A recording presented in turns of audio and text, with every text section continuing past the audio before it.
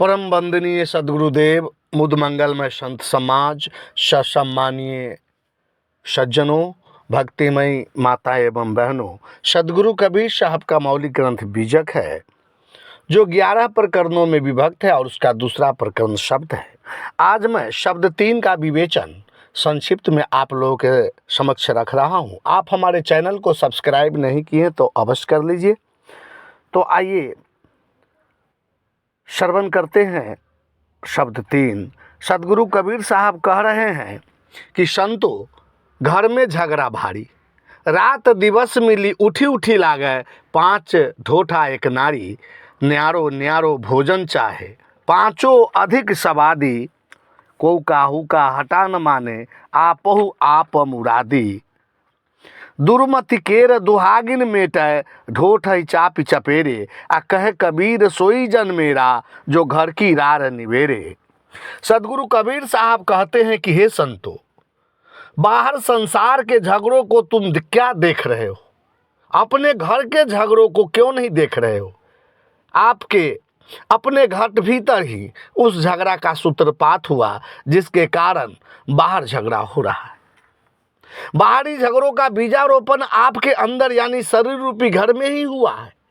सद्गुरु कबीर साहब कहते कि संतो घर में झगड़ा भारी, रात दिवस मिली उठी उठी लागे, 5 ढोठा एक नारी। हे संतो, घर में भारी झगड़ा मचा हुआ है। 5 ज्ञानेंद्रियां, आँख कान नाक त्वचा और जिह्वा रूपी पुत्र और एक कुबुद्धि रूपी नारी, ये उठ उठ कर रात दिन जीवात्मा से झगड़ते रहते हैं। ये पांचों के झगड़ा का कारण क्या है जो रात दिन जीवात्मा को चैन से रहने नहीं देता? तब साहेब कहते हैं कि न्यारो न्यारो भोजन मांगे चाहे, पाँचों अधिक सवादी, आ को काहू का हटा न माने, आपहु आप मुरादी। ये पांचों ज्ञानेंद्रिय रूपी पुत्र भिन्न भिन्न भोग रूपी भोजन चाहते। ये पांचों अधिक सवादी हो गए। इनमें कोई किसी का कहा नहीं मानता है, सभी अपने इच्छित भोगों के पीछे पागल है। एक पिता के 5 पुत्र हो और पिता का कल्याण कब होगा? जब उनके पुत्र उससे सहयोग करेगा। लेकिन अगर पुत्र अपने पिता से झगड़ा शुरू करता हो तो उस पिता का, उस घर का कल्याण होगा क्या? यहाँ जीवात्मा के जो 5 पुत्र है, आँख कान नाक त्वचा और जिह्वा, ये पांचों जीवात्मा को तबाह कर दिया। आँख का भोजन है सुंदर रूप देखना, यह तरह तरह के सुंदर रूप देखेगा और उसे कभी तृप्ति नहीं हो रहा है। उसे अच्छा, और उसी प्रकार नाक का अच्छा यानी अपने मुताबिक गंध लेना चाहता है और गंध के पीछे भागता रहता है। कान सुंदर यानी अपने मुताबिक ध्वनि गाना सुनने के लिए बेचैन रहता है। जिह्वा को तो कहना ही क्या, यह तो और झंझट शुरू करते रहता है कि हमें तरह तरह का स्वाद मिले, और त्वचा भी हमेशा आराम खोजता है। कहाँ तक इस पांचों के झंझट की व्याख्या करूं? अंत में सद्गुरु कबीर साहब कहते हैं कि दुर्मति केर दुहागिन मेटे, ढोठई चाप चपेरे, आ कहे कबीर सोई जन मेरा, जो घर की रार निवेरे।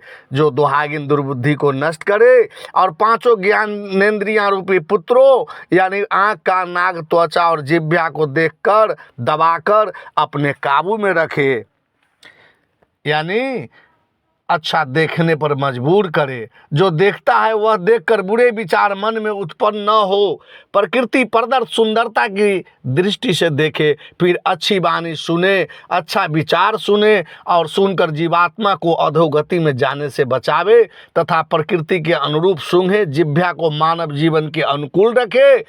मनुष्य पूर्ण रूपेण शाकाहारी प्राणी है, इसका पालन करे, जिह्वा को नियंत्रित रखकर इस शरीर रूपी झगड़े का निपटारा करे तथा जीवात्मा रूपी मालिक को पूर्ण सहयोग करे। सद्गुरु कबीर साहब कहते हैं कि वही मेरा भक्त है, जो जीवात्मा मेरा भक्त है, जो इस पांचों को अपने काबू में रखे। कहने का भाव है कि भक्त और ज्ञानी वही है जो मन इंद्रियों को अपने बस में कर लिया हो।